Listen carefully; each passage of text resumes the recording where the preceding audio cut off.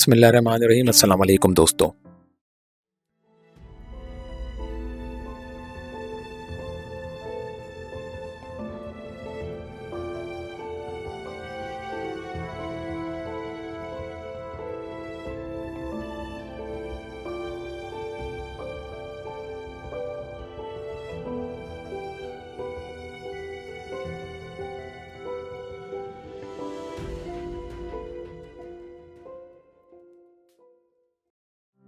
اگر آپ کو ہماری یہ ویڈیو پسند آئے تو ہمارے چینل کو سبسکرائب اور ویڈیو کو لائک کرنا نہ بھولیے گا۔ دوستو، شام کے سابق صدر بشار الاسد 1965 میں حافظ الاسد اور انیسہ مخلوف کے ہاں پیدا ہوئے۔ ان کی پیدائش ایک ایسے وقت میں ہوئی جب شام، مشرق وسطیٰ اور یہاں تک کہ دنیا کے دیگر حصوں میں بڑی تبدیلیاں دیکھنے میں آئیں۔ اس وقت عرب قوم پرستی نے جمال عبد الناصر کی قیادت اور صدارت کے ساتھ بہت سے ممالک بالخصوص مصر کی علاقائی سیاست کو متاثر کیا تھا۔ مصر اور شام کے درمیان مختصر مدت کے اتحاد کی ناکامی کے بعد باعث پارٹی نے اقتدار پر قبضہ کر لیا تھا اور عرب قوم پرست نعروں کو فروغ دیا تھا۔ یہ اتحاد 1958 سے 1961 کے درمیان ہوا تھا۔ اس وقت بیشتر عرب ممالک کی طرح شام میں بھی جمہوری حکومت نہیں تھی اور وہاں کثیر الجماعتی انتخابات نہیں ہوئے تھے، لیکن شام کی معاشی پالیسیاں بنیادی طور پر محروم سماجی طبقات کے حق میں تھی۔ علوی برادری یعنی نصیری فرقہ جس سے اسد خاندان کا تعلق ہے، یہ شام کے سب سے محروم طبقات میں شمار ہوتی تھی اور معاشی مشکلات نے اس کے بہت سے ارکان کو شامی فوج میں شامل ہونے پر مجبور کر دیا تھا۔ حافظ الاسد ایک فوجی افسر اور باعث پارٹی کے کٹر حامی کے طور پر مشہور ہوئے اور پھر 1966 میں وہ وزیر دفاع بنے۔ حافظ الاسد نے 1970 تک اپنی طاقت کو مستحکم کیا اور 1971 میں وہ صدر بن گئے۔ وہ اس عہدے پر سن 2000 تک اپنی موت تک برقرار رہے۔ شام کی آزادی کے بعد کی تاریخ جس میں کئی بغاوتیں بھی شامل ہیں، ایسے میں حافظ الاسد کا 3 دہائیوں تک اقتدار میں رہنا انتہائی غیر معمولی سمجھا جاتا ہے۔ حافظ الاسد ایک سخت گیر حکمران تھے جنہوں نے اپوزیشن کو دبایا اور جمہوری انتخابات کرانے سے انکار کیا۔ تاہم انہوں نے اپنی خارجہ پالیسی میں عملیت پسندی کا مظاہرہ کیا۔ سوویت یونین کے ساتھ اتحاد کرنے کے بعد پھر 1951 میں انہوں نے خلیج فارس کی جنگ میں امریکی قیادت والے اتحاد میں شمولیت اختیار کی۔ ان حالات میں بشار الاسد نے ریاست اور فوج سے دور ایک مختلف راستہ چنا جو سیاست اور عسکریت پسندی سے کوسوں دور تھا۔ انہوں نے طب یعنی میڈیکل میں اپنا کیریئر بنانے کا فیصلہ کیا۔ کیمسٹری یونیورسٹی سے گریجویشن کرنے کے بعد وہ 1992 میں لندن کے ویسٹرن آئی ہاسپٹل میں امراض چشم یعنی آپتھالمولوجی میں مہارت حاصل کرنے کے لیے برطانیہ چلے گئے۔ بی بی سی کی 2018 کی دستاویزی فلم the Assads a dangerous dynasty کے مطابق بشار الاسد کی لندن میں زندگی بہت خوشگوار تھی۔ وہ انگریزی گلوکار فل کولنز کے دلدادہ تھے اور مغربی ثقافت کو پسند کرتے تھے۔ لندن میں ہی بشار اپنی اہلیہ اسما فواد الاقرس سے ملے۔ اسما کنگز کالج لندن میں کمپیوٹر سائنس کی تعلیم حاصل کر رہی تھی اور بعد میں انہیں ہارورڈ یونیورسٹی میں MBA پروگرام میں داخلہ مل گیا تھا۔ تاہم ان کی زندگی نے جلد ہی ایک مختلف موڑ لیا۔ بشار الاسد حافظ الاسد کے دوسرے بیٹے تھے اور ان کی زندگی اپنے بڑے بھائی باسل کے سائے میں گزری تھی، جنہیں ان کے والد کے وارث کے طور پر تیار کیا گیا تھا۔ اپنے انجینئرنگ پس منظر اور گھڑ سواری کے شوق کی وجہ سے مشہور باسل کو شام میں اقتدار کا یقینی وارث سمجھا جاتا تھا۔ جنوری 1994 میں باسل دمشق کے قریب ایک کار حادثے میں ہلاک ہو گئے اور اس حادثے نے بشار کی زندگی بدل دی۔ بشار کو فوری طور پہ لندن سے واپس بلا لیا گیا اور شام کے مستقبل کی قیادت کے لیے انہیں تیار کرنے کا عمل شروع ہو گیا۔ بشار نے فوج میں شمولیت اختیار کی اور مستقبل میں اپنے کردار کے لیے عوامی امیج بنانا شروع کیا۔ حافظ الاسد کی وفات جون سن 2000 میں ہوئی۔ ان کی موت کے فوری بعد 34 سالہ بشار کو فوری طور پر صدر مقرر کر دیا گیا۔ شام میں چونکہ صدارت کے لیے عمر کی حد کم از کم 40 سال تھی، اس لیے ان کا اقتدار شام کے آئین میں ترمیم کے بعد ہی ممکن ہو سکا۔ بشار الاسد نے حلف اٹھانے کے بعد ایک نیا سیاسی لہجہ اختیار کرتے ہوئے شفافیت، جمہوریت، ترقی، جدت، احتساب اور ادارہ جاتی سوچ کو اپنانے کی بات کی۔ اقتدار میں آنے کے چند ماہ بعد بشار الاسد نے اسما الاقرس سے شادی کر لی۔ ان کے 3 بچے ہیں جن کے نام حفیظ، زین اور کریم ہیں۔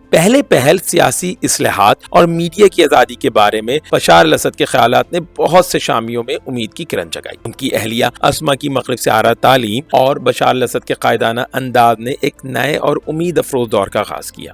شام میں بحث و مباحثے اور اظہار رائے کی نسبتاً آزادی کا ایک مختصر دور آیا جس کو دمشق اسپرنگ کا نام دیا گیا۔ تاہم سن 2001 سے سیکیورٹی فورسز نے ایک بار پھر حزب اختلاف کی آواز کو دبانا شروع کیا اور مخالفین کی گرفتاریاں عمل میں آنے لگی۔ بشار الاسد نے محدود پیمانے پر اقتصادی اصلاحات متعارف کرائیں جنہوں نے نجی شعبے کی حوصلہ افزائی کی، یعنی پرائیویٹ سیکٹر کو بوم دیا۔ تاہم ان اصلاحات نے بشار الاسد کے کزن رامی مخلوف جیسے لوگوں کے اثر و رسوخ اور طاقت کو مضبوط کیا۔ مخلوف نے ایک بہت بڑی اقتصادی سلطنت بنائی جسے ناقدین بشار الاسد حکومت کی دولت اور طاقت کے استحکام کی ایک مثال کے طور پہ دیکھتے ہیں۔ دمشق اسپرنگ کے اختتام کے بعد بین الاقوامی تعلقات کے ایک نئے دور کا آغاز ہوا جو 11 ستمبر سن 2001 کے حملوں اور اس کے بعد افغانستان اور عراق میں امریکہ کی جنگوں کے بعد وجود میں آیا تھا۔ سن 2003 میں عراق میں ہونے والی جنگ بشار الاسد کے مغربی حکومتوں کے ساتھ تعلقات میں تناؤ یعنی ٹینشن کا سبب بنی۔ شامی صدر نے عراق پر امریکی حملے کی مخالفت کی تھی۔ ان کے اقدام نے اس خیال کو تقویت دی کہ بشار الاسد کو خدشہ تھا کہ امریکی فوجی کارروائیوں کا اگلا ہدف شام بنے گا اور ان کا اپنا انجام صدام حسین جیسا ہو سکتا ہے۔ دوسری جانب واشنگٹن نے دمشق پر الزام عائد کیا کہ وہ امریکی قبضے کے مخالف عراقی باغیوں کو ہتھیاروں کی اسمگلنگ کو نظر انداز کر رہا ہے اور ساتھ ساتھ انتہا پسند قوتوں کو دونوں ممالک کے درمیان طویل سرحد عبور کرنے کی اجازت دینے میں ملوث ہے۔ آخرکار سن 2003 کے آخر میں امریکہ نے کئی وجوہات کو بنیاد بنا کر شام پر پابندی عائد کر دی، جس میں صرف عراق کو ہی نہیں بلکہ لبنان میں شامی فوج کی موجودگی کو بھی جواز بنایا گیا۔ فروری سن 2005 میں لبنان کے سابق وزیر اعظم رفیق حریری بیروت کے مرکز میں ایک بڑے دھماکے میں ہلاک ہو گئے اور اس واقعے کا الزام شام اور اس کے تحادیوں پر لگایا گیا۔ رفیق حریری کی ہلاکت کے بعد لبنان میں بڑے پیمانے پر مظاہرے شروع ہوئے اور بالآخر بین الاقوامی دباؤ کے باعث تقریباً 30 سال بعد لبنان سے شامی فوجوں کا انخلا ہو گیا۔ سن 2020 میں ایک خصوصی بین الاقوامی ٹریبیونل نے حزب اللہ کے ایک رکن کو اس قتل کا ذمہ دار قرار دیا۔ تاہم بشار الاسد اور ان کے اہم اتحادی لبنان کی حزب اللہ نے حریری قتل میں ملوث ہونے کی تردید کی۔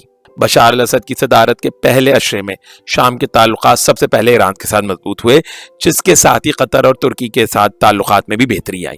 تاہم ان کے ساتھ تعلقات بعد میں بدل گئے۔ در حقیقت سعودی عرب نے ابتدائی طور پر نوجوان صدر بشار الاسد کی حمایت کی، تاہم دمشق اور ریاض کے تعلقات میں بعد میں کئی اتار چڑھاؤ آئے۔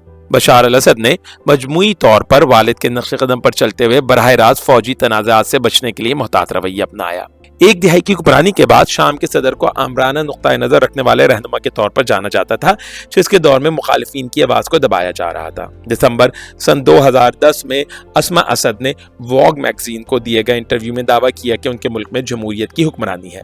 اسی دن تیونس کے ایک سبزی فروش محمد بوعزیری نے ایک پولیس اہلکار کے تھپڑ مارنے پر خود کو آگ لگا لی اور اس کارروائی کے نتیجے میں تیونس میں ایک عوامی بغاوت نے جنم لیا، جس نے صدر زین العابدین بن علی کا تختہ الٹ دیا۔ تیونس میں ہونے والی بغاوت سے غیر متوقع طور پر عرب دنیا میں انقلابی تحریکوں کا آغاز ہو گیا اور یہ آگ مصر، لیبیا، یمن، بحرین اور شام تک پہنچ گئی۔ مارچ سن 2011 کے واگ انٹرویو میں چھپے مضمون صحرا میں گلاب کے عنوان نے شام کو بم دھماکوں، کشیدگی اور اغوا سے پاک ملک کے طور پر بیان کیا، تاہم یہ شبیہ چند مہینوں میں بالکل بدل گئی۔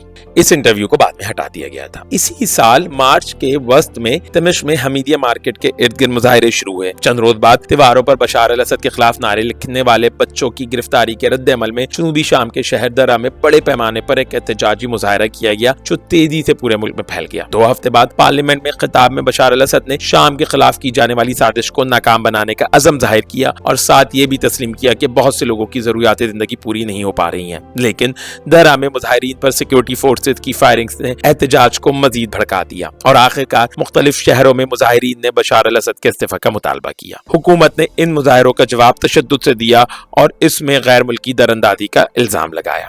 چند ہی ماہ میں شام کے پرامن مظاہرے حکومتی فورسز اور اپوزیشن گروپوں کے درمیان مسلح تصادم میں بدل گئے اور ان کا دائرہ پورے ملک میں پھیل گیا۔ تشدد اور تنازعات کا سلسلہ دراز ہوتا گیا اور علاقائی تنازع میں بین الاقوامی طاقتیں بھی شامل ہو گئیں۔ اقوام متحدہ کے مطابق اس صورتحال سے متاثرین کی تعداد 10,000 سے بڑھ کر لاکھوں تک پہنچ گئی۔ روس، ایران اور ایران سے وابستہ مسلح گروہ بشار الاسد کی افواج کے ساتھ حمایت میں، جبکہ ترکی اور خلیج فارس کے ممالک مخالف مسلح گروپوں کی حمایت کر رہے تھے۔ اگرچہ آغاز میں بشار الاسد کے خلاف مظاہرے آزادی اور جمہوریت کے نعروں اور مذہبی تقسیم کے بغیر شروع ہوئے تھے، لیکن پھر اس میں فرقہ عنصر غالب آ گیا۔ حزب اختلاف کے بعض گروہوں نے حکومت پر الزام لگایا کہ وہ سنی اکثریت کے خلاف اور علویوں کے حق میں امتیازی سلوک کا مظاہرہ کر رہی ہے۔ خطے کے دیگر ممالک کی مداخلت نے فرقہ وارانہ تقسیم کو مزید بڑھایا۔ اسلام پسند گروہوں نے علویوں کے خلاف دشمن کا رویہ اختیار کیا اور لبنان کی عسکریت پسند تنظیم حزب اللہ کی قیادت میں ایران کی وفادار شیعہ ملیشیا بشار الاسد کی حکومت کی حمایت میں شام میں منتقل ہو گئی۔